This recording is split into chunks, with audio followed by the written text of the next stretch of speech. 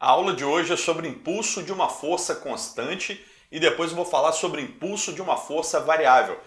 Impulso é algo que você já viu no seu dia a dia, acontece toda hora. Quando você aplica uma força durante um certo intervalo de tempo e ao final desse intervalo de tempo a velocidade de um móvel mudou, com certeza você aplicou um impulso sobre esse móvel. Fisicamente e matematicamente, o impulso é definido da seguinte maneira: o impulso de uma força constante é o produto da força vezes o intervalo de tempo durante o qual ela foi aplicada. Um exemplo clássico disso é quando você empurra um objeto, quando você, por exemplo, pula numa cama elástica e aquela força elástica ali da cama te empurra para cima, tem um impulso atuando. Quando, por exemplo, você joga um objeto e durante o lançamento desse objeto, só naquele momento que o objeto está na sua mão, naquele intervalo de tempo que o objeto está na sua mão, a sua mão aplica um impulso sobre esse objeto e por aí vai. Então o impulso é definido como força vezes intervalo de tempo.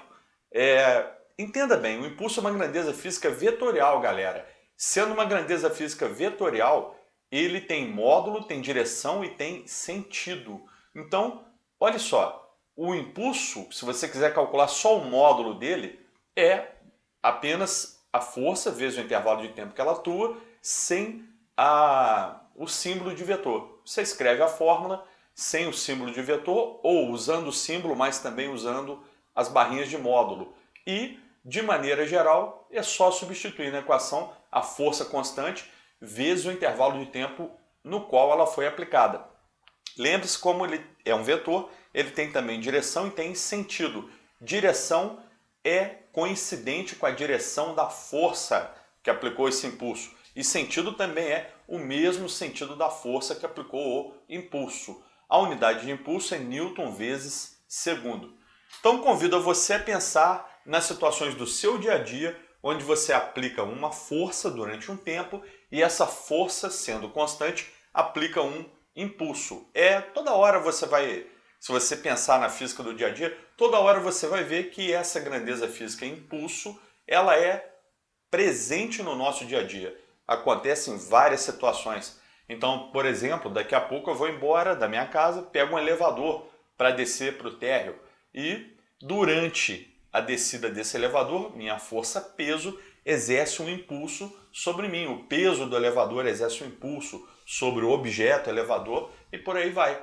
O impulso então é força vezes intervalo de tempo.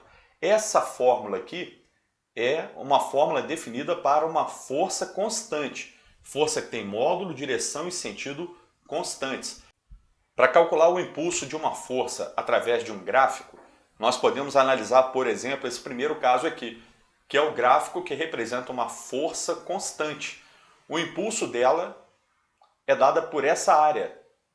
Essa área ela é definida sob o gráfico da força e entre o intervalo, entre o instante inicial T1 e o instante final T2. Então você calcula, por exemplo, nesse primeiro caso, que é o impulso de uma força constante, calcula a área desse retângulo e acha o valor algébrico do impulso naquela situação física em estudo. Agora, presta atenção, pessoal.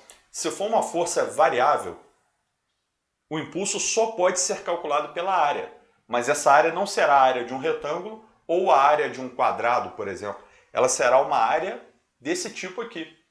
Entre o instante inicial T1 e o instante final T2, a força variou. Esta área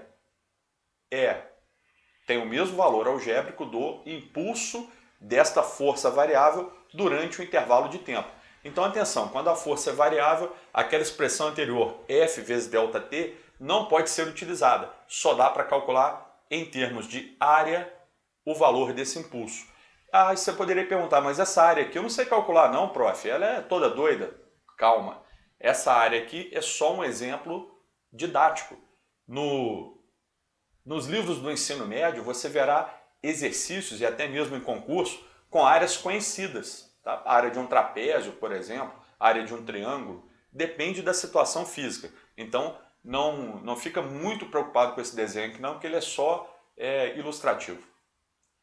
Teorema do impulso. Aqui nós chegamos numa coisa essencial na dinâmica, o teorema do impulso. Você deve estudar isso aqui, pessoal. É uma ferramenta muito poderosa para resolver uma série de exercícios que envolvem força, tempo, velocidade, aceleração, uma série de coisas. Isaac Newton demonstrou, entre infinitas outras coisas, que o impulso de uma força resultante é igual à variação da quantidade de movimento que essa força coloca no móvel. Como assim? Deixa eu te explicar. Força é o agente físico que produz aceleração.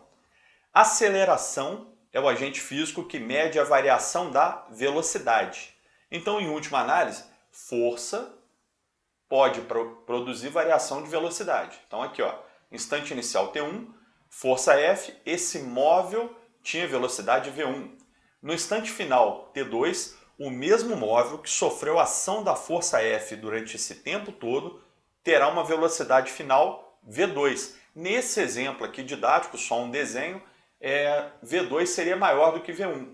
Por quê? Porque a força está a favor da velocidade inicial, produzindo uma aceleração que faz aumentar a velocidade do móvel. Então, nesse exemplo aqui, essa força exerceria sobre o móvel um impulso que aumenta a velocidade desse móvel.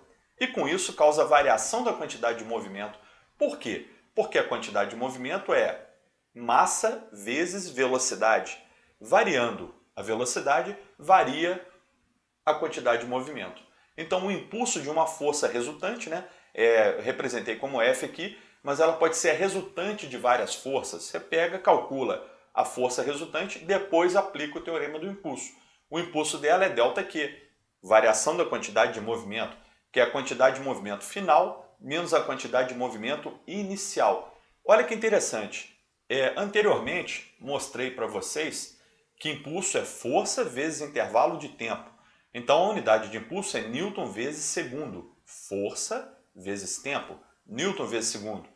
Esse teorema, teorema do impulso, diz que impulso é a variação da quantidade de movimento. Quantidade de movimento final menos quantidade de movimento inicial. Em outras aulas, eu ensinei para vocês que a unidade de quantidade de movimento é quilograma vezes metro por segundo.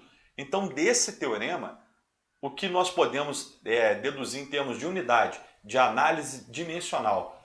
A unidade de impulso equivale à unidade de quantidade de movimento. Ou seja, impulso e quantidade de movimento são grandezas que têm a mesma dimensão, a mesma unidade. Então, Newton vezes segundo, que não tem nome particular nenhum, é igual a quilograma vezes metro por segundo, que também não tem nenhum nome especial.